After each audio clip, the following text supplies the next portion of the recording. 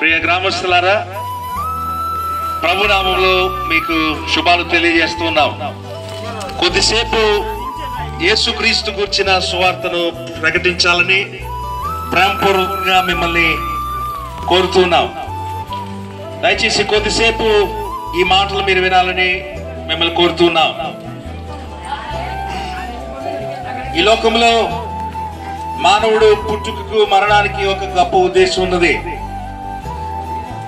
Bible చెప్పేది ఏంటి అంటే, ఏ భేదం లేదు, అందరూ పాపము చేసి దేవుడు అనుగ్రహించి మహిమను పొందలేకపోతున్నారు.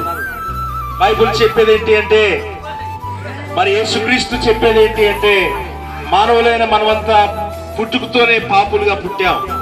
మనము జన్మతః పాపులం. మరి పాపం వల్ల వచ్చు జీతము మరణమని వాక్యం సెలవిస్తా ఉంది. మరి ఈ లోకంలో మన పుట్టుటకు చచ్చుటకు గొప్ప ఉద్దేశం ఉన్నది.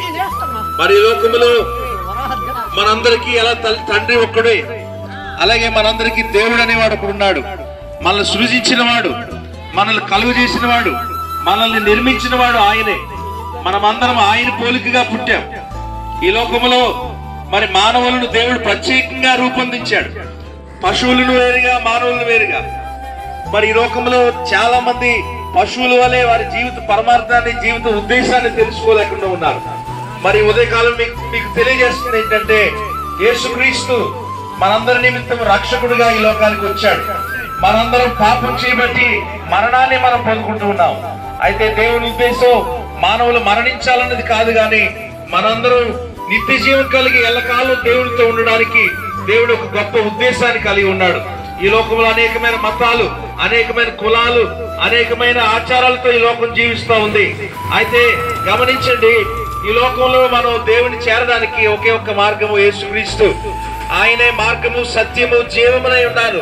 ఆయన అన్న మాట ఏంటంటే, ఎప్పుడును మనల్ని సృజించిన తండ్రి దగ్గరికి వెళ్ళాలంటే అందరూ కూడా యేసుక్రీస్తునందు విశ్వాసం ఉంచాలి. ఎందుకంటే మనందరం పాపులం. మనం పాపం చేసి పరిశుద్ధుడైన దేవుని దగ్గరికి మనం వెళ్ళలేకపోతున్నాం.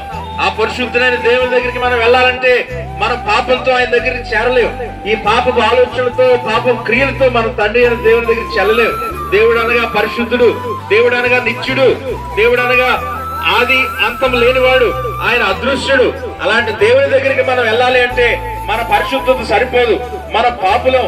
మనం నీతి కార్యాలు చేసిన ఆ నీతి కార్యాలు మనం రక్షించలేం. మరి ఏ పుణ్య కార్యాలు మనం రక్షించలేం. మరి ఏ కార్యాలు మనం రక్షించలేదని మరి ప్రభు చెప్తూ ఉన్నాడు. అయితే ఈ సువార్త ఏంటంటే, మనందరము తండ్రి అయిన దేవుని దగ్గరికి, అనగా మనల్ని కలుగు చేసిన మన సృష్టికర్త అయిన దేవుని దగ్గరికి చేరాలంటే యేసుక్రీస్తు ఒక్కడే మార్గం, యేసుక్రీస్తు ఒక్కడే ఆయన చేరడానికి ఏకైక మార్గం అని బైబిల్ చెబుతుంది. మరి ప్రియ గ్రామస్తులారా గమనించండి, మరి ఏ క్రియలు మనం రక్షించలేవు. దేవుడు అన్నాడు, మన క్రియలు ఆయన దృష్టిలో మురికి గుడ్డలు అంటున్నాడు. మనం చేసిన క్రియలు ఏవి కూడా మనం రక్షించలేవు, కానీ కేవలం యేసుక్రీస్తు చేసిన సిలువ కార్యం మీద మనం అందరం విశ్వాసం ఉంచాలని దేవుడు కోరుతూ ఉన్నాడు.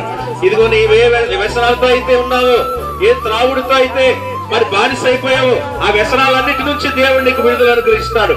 ఇదిగో నువ్వు చేసిన పాపం ప్రతి క్రియకి మరి తీర్పు ఉందని దేవుడు చెప్తూ ఉన్నాడు. ఈ లోకంలో చేసిన ప్రతి క్రియకు, ఈ లోకంలో చేసిన ప్రతి పాపానికి లెక్క ఉందని దేవుడు చెప్తూ ఉన్నాడు. ప్రేమ సహోదరుడా, మనం చేసిన ప్రతి కార్యం, చేసిన మంచి పనికి, చేసిన చెడు పనికి కూడా దేవుడు తీర్పు తీరుస్తూ ఉన్నాడు.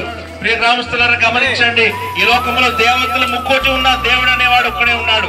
దేవుడిని చేరగలిగే మార్గం ఒక్కటే ఉంది ఈ లోకంలో, ఆయన యేసుక్రీస్తు. ఇదిగో మనమెవరం కూడా మన పాపాన్ని కడుక్కోలేం. మనం చేసిన పాపాలను ఎవరు కూడా శుద్ధి చేయలేరు ఈ లోకంలో. కానీ ఒకటే మార్గము, యేసుక్రీస్తు రక్తం ఒకటే ప్రతి పాపము నుండి మనకు విడుదల అనుగ్రహించేది. కనుక ప్రియ గ్రామస్తులారా గమనించండి, దయతో కోరుతున్న యేసుక్రీస్తు అనే లోకరక్షకుని యందు విశ్వాసం ఉంచండి. ఇదిగో ఆయన ఒక్కడే నా పాపాలు తీసివేయగలడని విశ్వాసం ఉంచండి. ఆయన ద్వారానే నేను మోక్షానికి వెళ్ళగలుగుతానని విశ్వాసం మీరు ఉంచండి. తద్వారా దేవుడు మిమ్మల్ని తప్పగా తన రాజ్యంలో చేర్చుకుంటాడు. దేవతలు అనబడి ముక్కోటి ఉన్నా అవి కనులుండి చూడలేవు, చెవులుండి వినలేవు, నోరుండి అవి మాట్లాడలేవని వాక్యం చెప్తోంది. వాటి వల్ల ఎటువంటి సహాయం మనకు కలగదు. అవి మనల్ని రక్షించలేవు, మనల్ని మార్చలేవు. నీ స్వభావాన్ని, నీ హృదయాన్ని సైతం మార్చగలిగిన వాడు యేసుక్రీస్తు ఒక్కడే. ఇదిగో ఏ వ్యసనానికైతే బానిస అవుతున్నావో ఆ వ్యసనాల నుండి నేను విడిపించడానికి యేసుక్రీస్తు ఈ లోకానికి వచ్చాడు. కనుక అనుసరించడానికి తగిన వాడు, ఆయన ఏ పాపము లేదని ఆయన చెప్పుకున్నాడు. ఆయనలో పాపం ఉందని స్థాపించగలిగిన వాడు ఎవడని ఆయన ఇదిగో వాక్యం ద్వారా తెలియపరుస్తున్నాడు. కనుక రైతు ఈ మాటలు విని యేసుక్రీస్తునందు విశ్వాసం ఉంచండి.